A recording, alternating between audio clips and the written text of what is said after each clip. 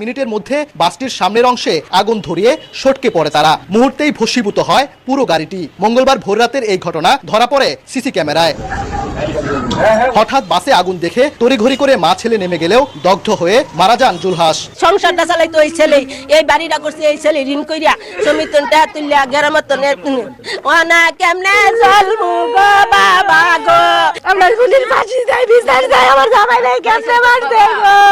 রাজধানীর ধলাইপাড় এলাকায় একটি বাসে আগুন দিয়েছে দুর্বৃত্তরা। গ্রামীণ ব্যাংক অফিসে পেট্রোল ঢেলে আগুন দেয় দুর্বৃত্তরা। খবর পেয়ে আগুন নিয়ন্ত্রণে আনে ফায়ার সার্ভিস কর্মীরা। তার আগেই পুড়ে যায় প্রতিষ্ঠানটির আসবাবপত্র সহ গুরুত্বপূর্ণ। আসসালামু আলাইকুম সম্মানিত দর্শক, দাঁড়িয়ে থাকা বাসগুলোকে টার্গেট করে আগুন দিচ্ছে। 4 জন আগুন লাগানোর ব্যস্ততায় একজন ভিডিও ধারণ করে পাঠাচ্ছে নেতাকর্মীদের কাছে। অন্যদিকে ফায়ার স্টেশনে থাকা সকল বাসগুলোতে যেখানে রাত্রে বা এসে ড্রাইভাররা ঘুমিয়ে থাকে, সেই ঘুমন্ত অবস্থায় ড্রাইভারদের বাসে আগুন দেওয়া হয়েছে। এমনকি পরবর্তীতে আগুনের শেষে একটি আগুনের শলকা নিয়ে সেই ড্রাইভারের শরীরে ঢেলে দিয়েছে। সঙ্গে সঙ্গে ড্রাইভার মারা গিয়েছে। দর্শক, বিস্তারিত দেখতে পারবেন এই ভিডিওতে, তাই 1 সেকেন্ডও না টেনে পুরো ভিডিওটি দেখবেন। চ্যানেলে নতুন হলে সাবস্ক্রাইব করে রাখবেন, একটি লাইক করে দেখতে থাকুন সম্পূর্ণ ভিডিওটি। 13 নভেম্বর কার্যক্রম নিষিদ্ধ। আওয়ামী লীগের লকডাউন ঘিরে আগুন, ককটেল বিস্ফোরণ। মঙ্গলবার গভীর রাতে ব্রাহ্মণবাড়িয়ার বিজয়নগরের আমতলী বাজারে গ্রামীণ ব্যাংক অফিসে পেট্রোল ঢেলে আগুন দেয় দুর্বৃত্তরা। খবর পেয়ে আগুন নিয়ন্ত্রণে আনে ফায়ার সার্ভিস কর্মীরা। তার আগেই পুড়ে যায় প্রতিষ্ঠানটির আসবাবপত্র সহ গুরুত্বপূর্ণ নথিপত্র। তবে টাকার ভল্টের কোনো ক্ষতি হয়নি। এ ঘটনায় বিজয়নগর থানায় লিখিত অভিযোগ করেছেন ব্যাংকটির শাখা ব্যবস্থাপক। অনেক কিছুই পড়ে গেছে, যেমন বিশেষ করে কালেকশন শিট, কিছু পাসবই, স্বাক্ষর কার্ড, বিভিন্ন রেজিস্টার। বাইরে থেকে গ্যাস কালে দিয়া পেট্রোল দিয়া আগুন ছেড়েছে ব্যাংকের ভিতরে। এদিকে গাজীপুরের শ্রীপুরের বেড়াইদের চালা এলাকায় বুধবার ভোর 5টার দিকে দাঁড়িয়ে থাকা যাত্রীবাহী বাসে আগুন দেয় কয়েকজন যুবক। মুহূর্তেই দাউ দাউ করে জ্বলে ওঠে বাস, যা ধরা পড়ে মোবাইলে ধারণ করা ফুটেজে। খবর পেয়ে আগুন নিয়ন্ত্রণে আনে ফায়ার সার্ভিস। একমাত্র সম্বল ছিল আমার, এই গাড়ি ছাড়া আর আমার চলার কোনো পথ নাই। এর আগে ঢাকা টাঙ্গাইল মহাসড়কে ভিআইপি পরিবহনের একটি বাস ও নবীনগর চন্দ্রা মহাসড়কের পানিশাইল এলাকায় একটি বাসে আগুন দেয় দুর্বৃত্তরা। কোনো ধরনের আতঙ্ক, কোনো ধরনের কোনো নাশকতা এই ধরনের পরিস্থিতির জন্য উদ্ভব না হয়, এই জন্য আমরা সর্বোচ্চ সতর্ক রয়েছি।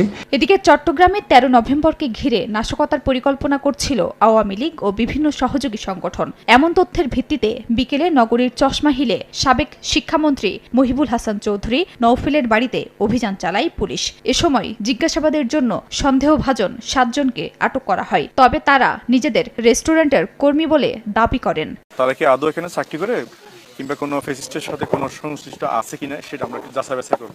এছাড়া ফরিদপুরের ভাঙ্গাই একটি বাড়িতে অভিযান চালিয়ে বিপুল পরিমাণ ককটেল, বিস্ফোরক তৈরির বারুদ, পেট্রোল বোমা, গান পাউডার সহ বিভিন্ন সরঞ্জাম উদ্ধার করে পুলিশ।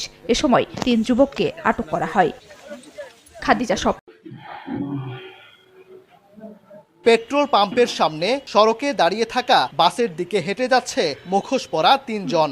1 মিনিটের মধ্যে বাসটির সামনের অংশে আগুন ধরিয়ে সটকে পড়ে তারা। মুহূর্তেই ভস্মীভূত হয় পুরো গাড়িটি। মঙ্গলবার ভোররাতের এই ঘটনা ধরা পড়ে সিসি ক্যামেরায়।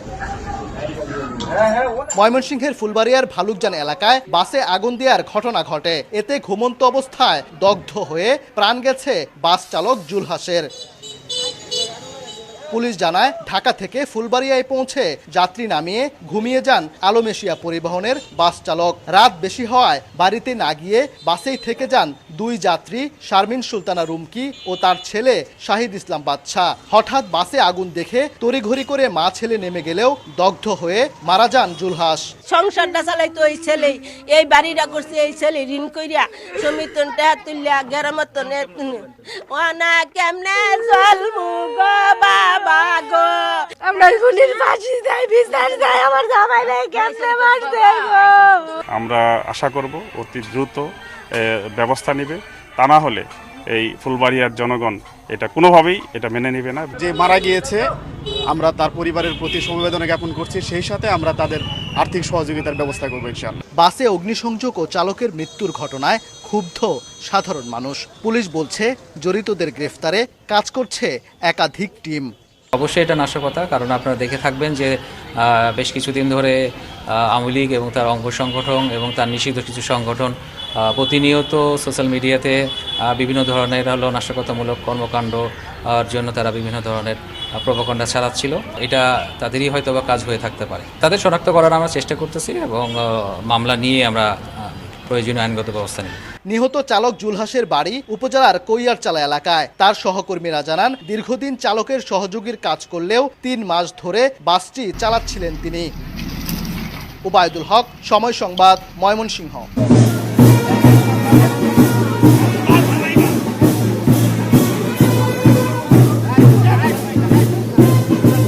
রাজধানীর ধোলাইপাড় এলাকায় একটি বাসে আগুন দিয়েছে দুর্বৃত্তরা। তবে এতে হতাহতের কোনো ঘটনা ঘটেনি। খবর পেয়ে ফায়ার সার্ভিসের 2টি ইউনিট দ্রুত ঘটনাস্থলে পৌঁছে আগুন নিয়ন্ত্রণে আনে। বুধবার সন্ধ্যা 6:30টার দিকে ফায়ার সার্ভিসের কাছে বাসে অগ্নিকাণ্ডের খবর পৌঁছায়। এদিকে গত কয়েকদিন ধরে রাজধানীর বিভিন্ন এলাকায় দুর্বৃত্তদের ককটেল বিস্ফোরণ ও শিক্ষা প্রতিষ্ঠান সহ কয়েকটি স্থানে পেট্রোল বোমা নিক্ষেপের ঘটনা ঘটছে। এমন পরিস্থিতিতে কার্যক্রম নিষিদ্ধ আওয়ামী লীগের 13 নভেম্বর লকডাউন কর্মসূচি ঘোষণাকে কেন্দ্র করে নিরাপত্তা ব্যবস্থা জোরদার করেছে প্রশাসন। ঢাকা ও আশপাশের জেলায় বিজিবি মোতায়েন করা হয়েছে। রাজধানীর বিভিন্ন গুরুত্বপূর্ণ স্থানে পুলিশের পাশাপাশি র্যাব ও বিজিবি সদস্যদেরও দায়িত্ব পালন করতে দেখা গেছে।